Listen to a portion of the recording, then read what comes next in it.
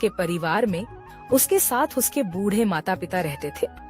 सोहन का परिवार बहुत ही गरीब था। उनके पास ना तो कोई जमीन थी, नहीं खाने के लिए कोई साधन था। सोहन दिन भर मजदूरी करता और उससे जो कुछ भी कमा पाता उसी से अपने पूरे परिवार का पेट भर लेता।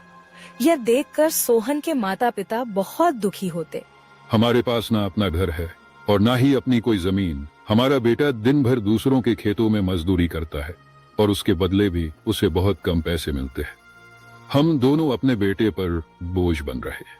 परेशान मत हो रीमा, हमारा बेटा बहुत मेहनती है, भगवान सब देख रहा है।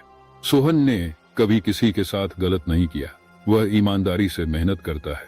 उसने बचपन से बहुत परेशानियां देखी हैं, पर उसने कभी हार नहीं मानी।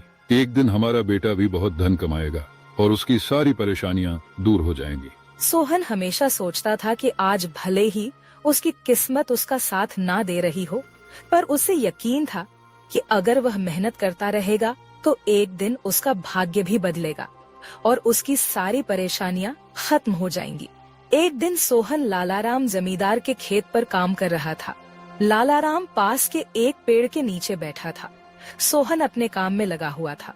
तभी उसने देखा कि लालाराम बहुत ही उदास है और गहरी चिंता में डूबा हुआ है। लालाराम को उदास देख मोहन तुरंत लालाराम के पास गया और बोला, क्या हुआ मालिक, आप बहुत उदास लग रहे हैं। मुझे ऐसा लग रहा है जैसे आप किसी गहरी चिंता में हैं। कुछ हुआ है? मुझे बताइए, क्या पता मैं आपकी कोई सहायता कर सकूं। सोहन की बात सुनकर लालाराम को गुस्सा आ गया और वह सोहन से गुस्से में बोला, अरे तू मेरी क्या सहायता करेगा?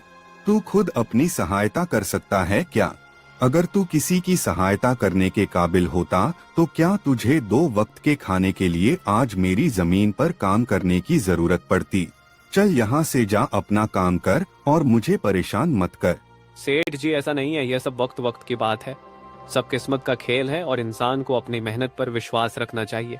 आज भले ही किस्मत मेरे पक्ष में ना हो, लेकिन अगर मैं ईमानदारी और लगन से मेहनत करता रहूंगा तो किस्मत भी एक दिन मेरी तरफ झुक जाएगी। मेहनत और धैर्य से तकदीर के दरवाजे खुलने में देर हो सकती है, लेकिन मेहनत कभी बेकार नहीं जाती। मोहन की बात सुनकर लालाराम बहुत प्रसन्न हुआ। अरे सोहन, तेरे विचार तो बहुत अच्छे हैं। तेरी बातें सुनकर मन को एक सुकून सा मिला है।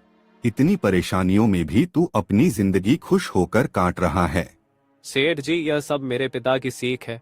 जब भी मैं किसी चीज के लिए अपने पिता से जिद करता था तो मेरे पिता हमेशा मुझे यही समझाते थे, बेटा सोहन, हमारे पास इतना धन नहीं है कि मैं तेरी हर इच्छा पूरी कर सकूं, लेकिन एक बात हमेशा याद रखना, जिंदगी भी मौसम की तरह होती है। कभी यह धूप की तरह खुशियों से भरी होती है, कभी ठंड की तरह कठिनाइयां लाती है और कभी बारिश की तरह परेशानियां आती है। लेकिन जैसे हर मौसम बीत जाता है वैसे ही जिंदगी के मुश्किल हालात भी गुजर जाते हैं। बस